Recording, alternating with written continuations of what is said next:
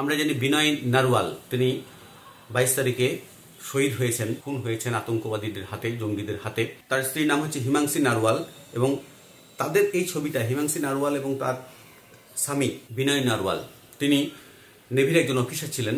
তাদের ছবিটা কিন্তু খুব ভাইরাল হয় প্রত্যেকটা জায়গায়, সোশ্যাল মিডিয়া থেকে শুরু করে আমাদের নিউজ মিডিয়া থেকে শুরু করে সব জায়গায়, ইউটিউব, ফেসবুক, টুইটার, সব জায়গাতে এই ছবিটা কিন্তু প্রচুর পরিমাণে ভাইরাল হয়েছে। এখন বিনয় নারওয়ালের জন্মদিন ছিল 1 তারিখ, 1 মে, এবং তিনি যে শহীদ হয়েছেন তার এই ঘটনাকে, এই মর্মান্তিক ঘটনাকে সামনে রেখে তার পরিবার কি করেছে, একটা ব্লাড ডোনেশন ক্যাম্প করেছিল। তার যে জন্মস্থান রয়েছে সেখানে একটা ব্লাড ডোনেশন ক্যাম্প করেছিল এবং সেখানে পরিবারের সকলেই রক্তদান করেছে। আশেপাশের অন্যান্য লোকেরাও এই শিবিরে এসেছিলেন, রক্তদান করেছেন। এখন সেখানে তিনি সাংবাদিকদের মুখোমুখি, যে হিমাংশী নারওয়াল, তিনি বলছেন যে কোনো রকম দাঙ্গা চাই না। Going against Muslims or Kashmiris, we don't want this. We want peace and only peace. Justice we chahiye. Of course we want justice. Of course the people that have done wrong with him should be punished. You are going to donate your blood today? Yes. आप भी blood family member दुनिया ने जो रास्ता चुना था देश सेवा का, क्या उस पे आगे बढ़ेंगे? Yes, of course. কোনো রকম ঝামেলা চাই না। ওখানে কাশ্মীরে যে মুসলিমরা রয়েছে তারা সত্যি খুব সুহৃদ, তারা আমাদেরকে সাহায্য করেছে ইত্যাদি ইত্যাদি, এই সমস্ত বিষয়গুলো বলেছে। সমস্ত কমিউনিটির উপরে কিন্তু দোষ দেওয়া ঠিক নয়। এখন এটা নিয়েই শুরু হয়ে গেছে খুব চরমপন্থী হিন্দু তাদের একটা নেগেটিভ মন্তব্য। হিমাংশীকে নানা রকমভাবে তারা নেগেটিভ মন্তব্য করছে, নেতিবাচক কথা বলছে এবং টুইটারে এবং সোশ্যাল মিডিয়ায় ছড়িয়ে পড়ছে এই ধরনের ঘটনা। মানে তাকে বলতে হতো যে মুসলিমরা খুব খারাপ, মুসলিমরা এই ঘটনাগুলো ঘটিয়েছে, মুসলিমরা এর জন্য দায়ী, সমস্ত মুসলিম কমিউনিটি এর জন্য দায়ী, তবেই তারা শান্ত হতো। মানে তারা খুব আনন্দ পেতেন এবং প্রীত হতেন।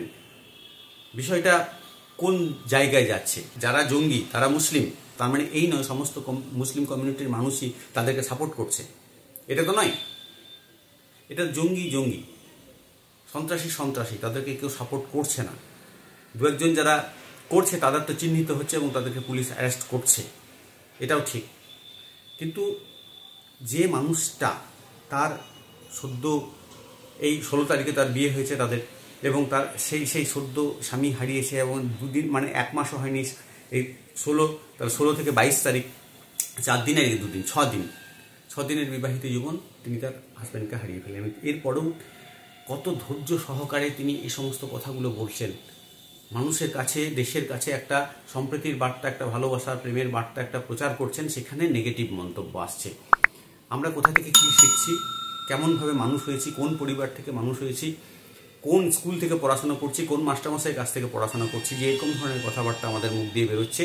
ওই যে বিধবা হয়েছেন সদ্য, সেই মানুষটাকে আমরা গালিগালাজ দিচ্ছি। টুইটার থেকে কয়েকটা মন্তব্য আমি এখানে পড়ে শোনাচ্ছি, তার স্ক্রিনশট এখানে আমি দিয়ে দেবো, দেখবেন আপনারা। সুরেশ শর্মা তিনি বলছে नरवाल की माँ का बेटा गया है, उनको पूछना चाहिए इसका क्या गया, ये तो दूसरी शादी कर लेगी या पैसा पकड़ लिया होगा। কি মারাত্মক কথা। আরেকজন লিখছে, তার নাম হচ্ছে অদিতি পারব, তিনি লিখছেন, was she threatened to give such a statement? It would be a shame if these are her own words.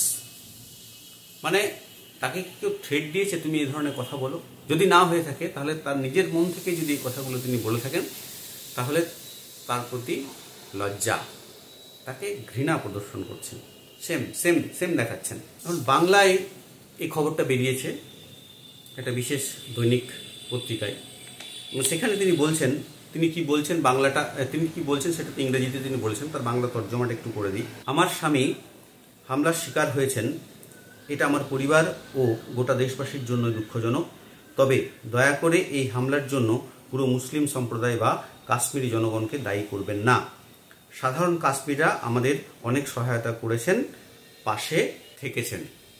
এবং তিনি যেটা শুনলেন, তিনি বলছেন যে এই যে অপরাধ জঙ্গিরা করেছে, এই যে জঘন্য অপরাধ করেছে, নৃশংস হত্যা করেছে, এর জন্য তিনি বিচারও চাইছেন। আবার অন্যদিকে আরেকজন মহিলার কথা এখানে বলতে পারি, শুভম, তার স্ত্রী, তিনি একজন সম্ভবত শিক্ষিকা হবেন। তিনি কি বলছেন আগে দেখিনি। मेरा नाम है शान्या है। The way the government used to say कि कश्मीर अब सेफ है, 370 हट चुका है, कश्मीर में जाते हैं लोग, कश्मीर में घूमेंगे लोग, तो तो उस हिसाब से गए थे हम। उसी हिसाब से सबने प्लान बनाया था कश्मीर का। कश्मीर सेफ है, कश्मीर मत जाओ, कोई मत जाओ। तो दिस रिबेल जो आतंकवादियों का था या गवर्नमेंट के टुवर्ड्स था, the innocent died because they had this anger towards the government. इस गवर्नमेंट की फेलियर की वजह से या जिसकी वजह से ये आतंकवादी अंदर घुसे, उनके फेलियर की वजह से, किसी फेलियर से ही तो घुसे हैं अंदर, उसी की वजह से तो इंसान गया है। तो जब वो गया है इसी देश की गलती की वजह से, इस देश की वजह से अगर गया है, तो इस देश को उसे शहीद का दर्जा देना जरूरी है। তাহলে তার প্রশ্ন হচ্ছে সরকারের উপর, সরকার কেন সিকিউরিটি দেয়নি, যেটা আমি আগের ভিডিওগুলোতে বলেছি যে সরকার কেন সিকিউরিটি দেয়নি। সেখানে কি অতিরিক্ত একটা আত্মবিশ্বাস ছিল সরকারে যে 370 ধারা উঠে গেল, সমস্ত কিছু ঝামেলা মিটে গেছে, সেখানকার পর্যটকরা আসুন, এখানে আপনাদের নিরাপত্তার কোনো অভাব হবে না, এই দেখেই সেখানকার মানুষ কিন্তু এই শুনেই এই সত্যি সত্যি একটা নিরাপত্তা পাওয়া যাবে বলে বিশ্বাস করে সেখানে কিন্তু মানুষ গেছিল। এটা কিন্তু শুভমের স্ত্রী তিনি বলছেন। তাহলে সরকার কিন্তু কি বলল, সরকার কিন্তু নিরাপত্তা দিতে পারেনি, এই কথাটা কিন্তু পরিষ্কার হয়ে ফুটে উঠছে। আবার তিনি অন্য আরেকটা ভিডিওতে বলছেন যে হিমাংশী যে কথাগুলো বলেছে সেটা কিন্তু একটু উল্টো কথা বলেছেন তিনি। না, এটা কিন্তু এখানে হিন্দু এবং মুসলিমদের মধ্যে কোনো একতা নেই, কোনো সম্প্রীতি এখানে থাকতে পারে না। প্রথমে কি বলছে সেটা দেখে নিন একবার। Reality it's a big slap on our faces कि तुम जो हिंदू मुसलमान एक है, हिंदू मुसलमान एक है करते रहते थे, खत्म कर दिया। वो हिंदू पूछ के मारा है, मुसलमानों को अलग कर दिया। सेफली मुसलमान अपने घर पहुंच पाया है। हम मुसलमान होते हम भी बच जाते, हम भी घर में बैठे होते। इट इज हिंदू मुसलमान। मैं कभी बिलीव नहीं करती थी। शुभम के खुद के कितने दोस्त मुसलमान हैं, मेरे स्टूडेंट्स बहुत मुसलमान रहे हैं, लेकिन now I go back and I से हमने क्यों। তাহলে কি দেখা গেল যে তিনি বলছেন যে আমার স্বামীর অনেক মুসলিম বন্ধু রয়েছে, তাদেরকে আমি এই ধরনের আমার কোনো এই ঘটনা ঘটার আগে তাদের প্রতি প্রচুর বিশ্বাস ছিল, আস্থা ছিল, কিন্তু আমারও অনেক স্টুডেন্ট রয়েছে এবং এখানে এই আস্থাটা আমি এখন এই ঘটনার পরে কিন্তু হারিয়ে ফেলছি। এখন ওরা যে জায়গায় আছে তাদের প্রিয়জনকে হারিয়েছে, হিমাংশী এক ধরনের কথা বলছে, এও এক ধরনের কথা বলছে, অন্য ধরনের কথা বলছে। বিষয়টা হচ্ছে যে দুজনকে কিন্তু অবহেলা করা উচিত নয়। তাদের কথাবার্তা যে জায়গা থেকে বলছে সেই কথাবার্তার উপরেই তাদেরকে কিন্তু আমাদের সেই বিশ্বাসটুকু তাদের উপর কিন্তু প্রশ্ন করা বা আঙুল তোলা কখনো উচিত নয়। সেই হিমাংশী নারওয়ালের ক্ষেত্রেই হোক বা হিমাংশুর স্ত্রী এর ক্ষেত্রেও হোক না কেন, ভালো মন্দ মানুষ এই পৃথিবীতে রয়েছে, এই দেশেও রয়েছে। এটাই হচ্ছে বিষয় যে এক একটা ঘটনাকে আমরা কিভাবে দেখি, কিভাবে ব্যাখ্যা করব, অনেকটা ব্যক্তি নির্ভরও হয়ে থাকে। এখন ইনি ভবিষ্যতে হয়তো এটা সময় নেবে, শিক্ষিত মানুষ, বোধের মানুষ, যে অভিজ্ঞতার মধ্য দিয়ে তারা এসেছে তার মধ্যে যে একটা ট্রমা কাজ করছে, এটা কাটতে সময় লাগবে। আবার হয়তো নতুনভাবে অন্য ধরনের জীবন যখন শুরু করবে এবং মানুষের সঙ্গে মেলামেশা, বন্ধুত্বপূর্ণ সম্পর্ক যখন তৈরি হবে, দেখা যাবে এই কথাগুলোই হয়তো তার একটু ইতিবাচক কথা। আশা করব সেটাই হোক। এই ঘটনার প্রেক্ষিতে আরেকজনের কথা আমি এখানে তুলে ধরবো, তিনি কি বলেছেন সেটা একটু দেখুন। ദ ലോക്കൽ പീപ്പിൾ കശ്മീരീസ് എല്ലാവരും ഹെൽപ്ഫുൾ ആയിരുന്നു. ഷെൽട്ടർ തന്നു. ഹോട്ടൽസ് നമ്മൾ ചെക്ക് ഇൻ ചെയ്യാത്ത ഹോട്ടലാണ്, ആ ഹോട്ടൽസ് പോലും ഞങ്ങൾക്ക് ഷെൽട്ടർ തന്നു. ലൈക്ക് അമ്മയും പിള്ളേരും ഉണ്ടല്ലോ, അവർക്ക് ഷെൽട്ടർ തന്നു.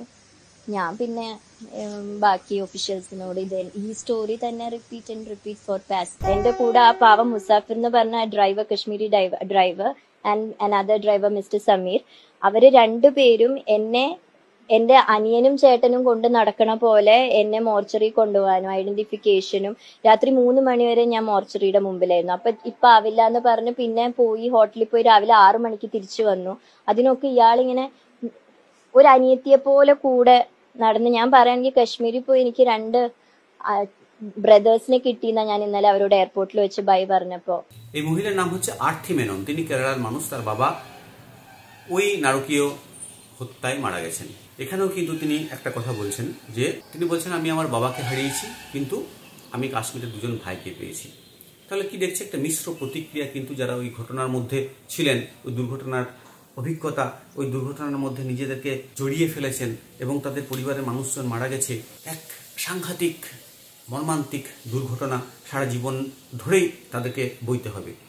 তো সমস্ত মানুষের মানসিকতা, সমস্ত মানুষের বোধ, সমস্ত মানুষের চিন্তা ধারা একই রকম হবে না। এটাই ঘটনা। ভেতরের অভিজ্ঞতা থেকে, মানসিকতা থেকে, পড়াশোনা থেকে পরিবেশ থেকে, স্কুল কলেজ ইত্যাদি থেকে উঠে আসছে। আত্মীয় স্বজনদের চাপ আছে, পলিটিক্যাল চাপও হয়তো অনেকের পড়েছে কিনা জানি না। তারা যে জায়গা থেকেই এই কথাগুলো বলুন না কেন, প্রত্যেকের কথার উপর শ্রদ্ধা রাখা উচিত, প্রত্যেকের কথার উপর একটা বিশ্বাস রাখা উচিত।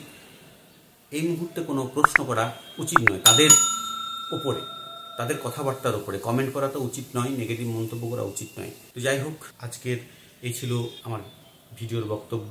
ভিডিওটি কেমন লাগলো অবশ্যই বলবেন কমেন্টের মাধ্যমে। আর আমার অন্যান্য ভিডিওগুলো দেখতে পারেন, আমার চ্যানেলে যান, নিচে এই যে আমার নামটা দেওয়া আছে ওখানে ক্লিক করুন, দেখুন পুরো চ্যানেলটাই আপনারা দেখতে পাবেন এবং সেখানে অসংখ্য ভিডিও রয়েছে। সেই ভিডিওগুলো দেখুন, ভালো লাগলে অবশ্যই কমেন্ট করবেন আর চ্যানেলটা সাবস্ক্রাইব করবেন। সকলকে অসংখ্য ধন্যবাদ। আবার আসবো অন্য একটা ভিডিও নিয়ে।